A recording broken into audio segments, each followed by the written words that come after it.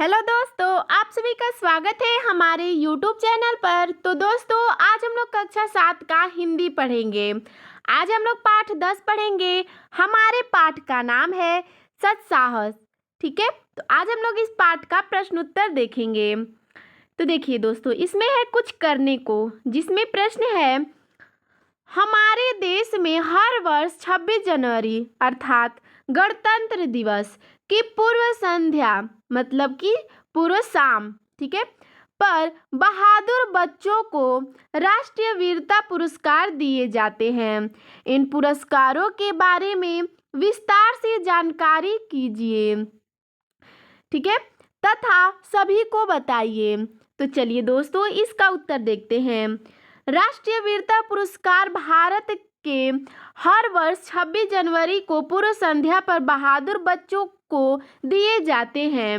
भारतीय बाल कल्याण परिषद ने 1957 में ये पुरस्कार शुरू किए थे। पुरस्कार के रूप में एक पदक, प्रमाण पत्र और नगद राशि दी जाती है। सभी बच्चों को विद्यालय की पढ़ाई पूरी करने तक वित्तीय सहायता भी दी जाती है। 26 जनवरी के दिन ये बहादुर बच्चे हाथी पर सवारी करते हुए गणतंत्र दिवस परेड में सम्मिलित होते हैं। इन पुरस्कारों में निम्न 5 पुरस्कार सम्मिलित हैं। चलिए दोस्तों, उन पुरस्कारों को देखते हैं। पहला है भारत पुरस्कार, जो 1987 से शुरू है। दूसरा है गीता चोपड़ा पुरस्कार, जो 1978 से शुरू है। तीसरा है संजय चोपड़ा पुरस्कार, जो 1978 से ये भी शुरू है। चौथा है बापू गैधानी पुरस्कार, ये जो है 1988 से शुरू है। पांचवा है सामान्य राष्ट्रीय वीरता पुरस्कार, ये जो 1957 से शुरू है। चलिए दोस्तों, अगला प्रश्न देखते हैं। प्रत्येक पाठ के साथ ही लेखकों व उनकी कृतियों का परिचय संक्षेप में दिया गया है।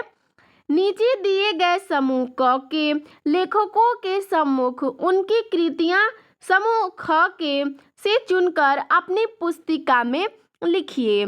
तो चलिए दोस्तों, देखते हैं। देखिए, ये जो समूह क है उसमें सभी हमारे लेखक हैं और जो ख है उसमें उनकी कृतियां हैं। तो चलिए देखते हैं।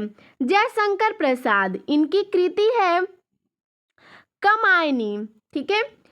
अगले हैं हमारे लेखक राम अवतार त्यागी, इनका है नया खून।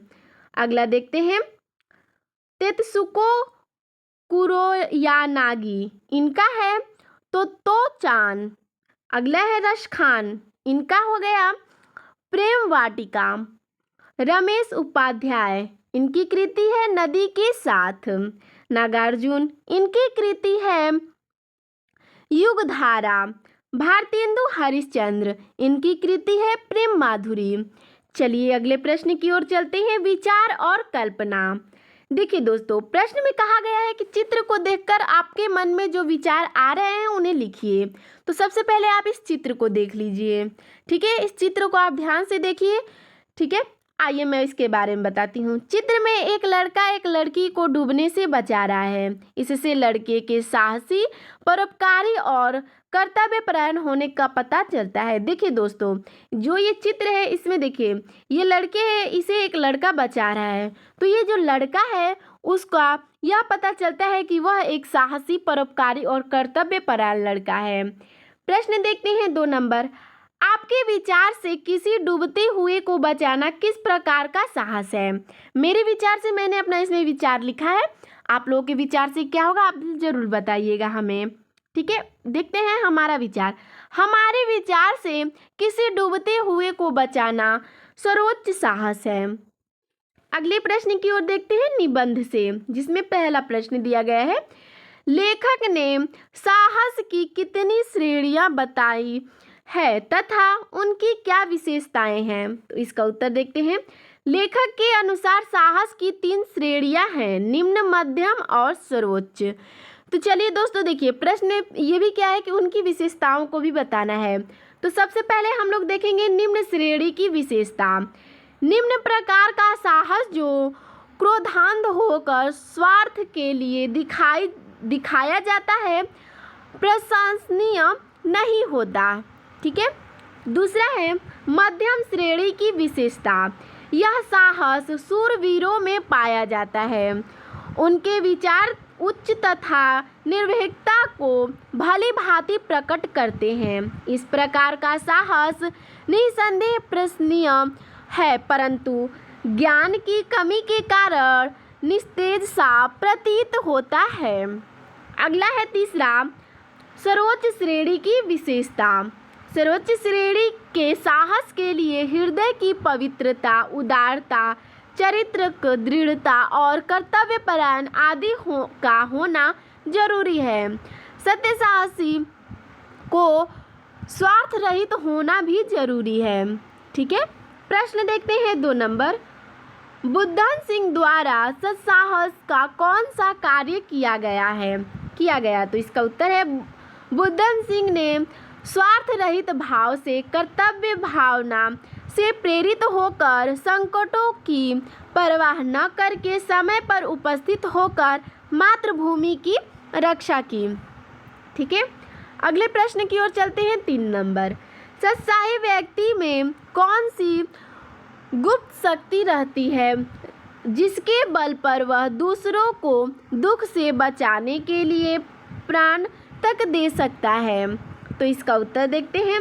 सत्साही व्यक्ति हृदय की पवित्रता और चारित्रिक दृढ़ता के बल पर दूसरों को दुख से बचाने के लिए प्राण तक दे सकता है। प्रश्न देखते हैं 4 नंबर। लेखक के अनुसार सत्साहस के लिए अवसर की राह देखने की आवश्यकता नहीं है, क्यों? तो इसका उत्तर देखते हैं। लेखक के अनुसार सत्साहस के लिए अवसर की राह देखने की आवश्यकता नहीं है, क्योंकि सत्साहस दिखाने का अवसर प्रत्येक मनुष्य के जीवन में पल पल में आया करता है। ठीक है। प्रश्न देखते हैं 5 नंबर। निम्नलिखित पंक्तियों का आशय स्पष्ट कीजिए। ठीक है। तो इसमें जो पंक्ति है उसका हमें आशय स्पष्ट करना है। जैसे क नंबर है, बिना किसी प्रकार का साहस दिखलाए किसी जाति या किसी देश का इतिहास ही नहीं बन सकता। तो देखिए इसका क्या कहने का अर्थ, भाव, इसका क्या कहने का अर्थ है, इतिहास में साहस की घटनाओं का वर्णन होता है। ठीक है। इस प्रश्न का ये मतलब होता है। प्रश्न है ख नंबर की, कर्तव्य का विचार प्रत्येक साहसी मनुष्य में होना चाहिए। इस लाइन का है, अर्थात इस प्रश्न का यह भाव है कि साहसी व्यक्ति के लिए कर्तव्य परायण होना जरूरी है। प्रश्न देखते हैं ग नंबर। कर्तव्य ज्ञान शून्य मनुष्य को मनुष्य नहीं पशु समझना चाहिए। अर्थात इसका यह भाव है कि जो व्यक्ति अपना कर्तव्य नहीं जानता वह पशु के समान होता है।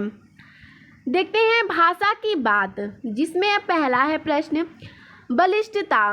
शब्द बलिष्ठ प्लस ता अर्थात प्रत्यय से बना है। बलिष्ठ शब्द विशेषण और बलिष्ठता शब्द भाववाचक संज्ञा है। इसी प्रकार निम्नलिखित विशेषण शब्दों के साथ ताप प्रत्यय जोड़कर भाववाचक संज्ञा बनाइए। तो देखिए दोस्तों, अगर हम लोग बलिष्ठ में ता जोड़ देते हैं तो वो प्रत्यय शब्द हो जाता है। ठीक है। जिसमें जो बलिष्ठ है वो विशेषण है और जो ये बलिष्ठता है वो भाववाचक संज्ञा है। चलिए देखते हैं। देखिए प्रश्न में पूछा गया है कि पवित्र, उदार, दृढ़, अनभिज्ञ, कायर, कठोर, कोमल, मधुर, इस सब का हमें शब्द जो है उसका भाववाचक संज्ञा बनाना है। जैसे पवित्र, पवित्र का भाववाचक संज्ञा होगा पवित्रता, दृढ़ का होगा दृढ़ता, कायर का होगा कायरता, कोमल का होगा कोमलता, उदार का होगा उदारता, अनभिज्ञ का होगा अनभिज्ञता, कठोर का होगा कठोरता, मधुर का होगा मधुरता। ठीक है। ये सब हम लोगों ने ता शब्द जोड़कर इसे प्रत्यय बना लिया है। चलिए दोस्तों अगला प्रश्न देखते हैं 2 नंबर। निम्नलिखित मुहावरों के अर्थ लिखकर अपने वाक्यों में प्रयोग कीजिए। तो चलिए दोस्तों देखते हैं। प्रश्न है रक्त उबल पड़ना, अर्थात इसका मतलब है क्रोधित हो उठना। ठीक है, ये अर्थ हो गया। अब इसका वाक्य में प्रयोग करते हैं। मातृभूमि पर हमले की खबर सुनकर राजपूतों का रक्त उबल पड़ा। प्रश्न है ख नंबर, मस्तक झुकाना, अर्थात इसका अर्थ यह है कि हार मानना। वाक्य में प्रयोग देखते हैं। राणा प्रताप ने अकबर के सामने मस्तक झुकाने से इनकार कर दिया। चलिए ग नंबर देखते हैं प्रश्न, जान पर खेल जाना, इसका अर्थ है वीरता दिखाना। वाक्य में प्रयोग है। हमारे सैनिकों ने जान पर खेलकर भीषण युद्ध में शत्रु को हराया। घ नंबर है प्रश्न, फटकने न देना, ठीक है, तो इसका अर्थ यह है कि पास न आने देना, अर्थात सत्साही व्यक्ति स्वार्थपरता को पास नहीं फटकने देता। नंबर प्रश्न है, अवसर की राह देखना, इसका अर्थ यह होता है कि उचित मौका ढूंढना। वाक्य में प्रयोग देखते हैं। हुमायूं अवसर की राह देख रहा था। उसने शेरशाह सूरी के मरने पर भारत में पुनः राज्य स्थापित किया। प्रश्न देखते हैं 3 नंबर, अग्निकुंड तथा स्वदेश भक्ति समासीद पद है, इसका विग्रह होगा अग्नि का कुंड तथा स्वदेश के लिए भक्ति। इनमें क्रमशः संबंध कारक तथा संप्रदान कारक का चिन्ह लगा हुआ है। समास होने पर उनका लोप हो जाता है। नीचे लिखे शब्दों का समास विग्रह कीजिए। देखिए वाक्यों को पहले देखते हैं। देश प्रेम, क्रोधांध, इतिहासवेत्ता, समाज हित चिंतक, कर्तव्य ज्ञान शून्य। ठीक है, तो चलिए देखते हैं इसका उत्तर। शब्द है देश प्रेम, इसका समास विग्रह होगा देश के लिए प्रेम। शब्द है क्रोधांध, इसका समास विग्रह होगा क्रोध में अंधा। देखिए शब्द है इतिहासवेत्ता, इसका समास विग्रह होगा इतिहास का वेत्ता। शब्द है समाज हित चिंतक, इसका समास विग्रह होगा समाज के हित का चिंतक।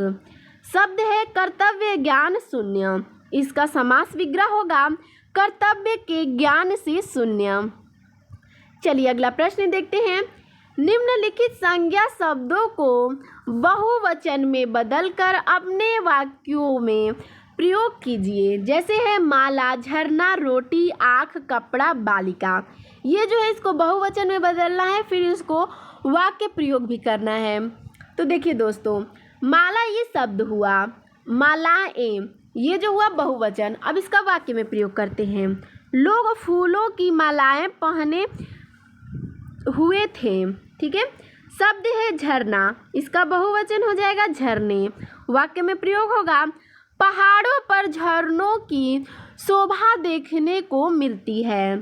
शब्द है रोटी, बहुवचन होगा रोटियां। इसका वाक्य में प्रयोग देखते हैं। राणा प्रताप ने घास की रोटियां खाईं। शब्द है आँख, बहुवचन होगा आँखें। इसका वाक्य में प्रयोग होगा काजल लगाने से आँखें सुंदर लगती हैं। शब्द है कपड़ा, बहुवचन होगा कपड़े। और इसका वाक्य में प्रयोग होगा स्वास्थ्य रक्षा के लिए कपड़े पहनना जरूरी है। शब्द है बालिका, बहुवचन है बालिकाएं। इसका वाक्य में प्रयोग होगा कक्षा में सभी बालिकाएं उपस्थित थीं। चलिए अगला प्रश्न देखते हैं। इस निबंध पाठ के आधार पर आप भी 2 प्रश्न बनाइए। ठीक है, पहला है सर्वोच्च श्रेणी के साहस की क्या विशेषता है, और दूसरा है सर्वोच्च कोटि के साहस, उच्च कोटि के साहस और मध्यम कोटि के साहस में क्या अंतर है। ठीक है, तो देखिए दोस्तों, इस निबंध पर मैंने सीखा है। ठीक है, आप इसे स्वयं कीजिएगा। ठीक है, मैंने आपको 2 प्रश्न बताया। अगर आप चाहेंगे तो इस पाठ से अपने लिए 2 प्रश्न बना सकते हैं। तो आप प्रश्न बना लीजिएगा। ठीक है, और हमें उत्तर ज़रूर बताइएगा। धन्यवाद। ठीक है।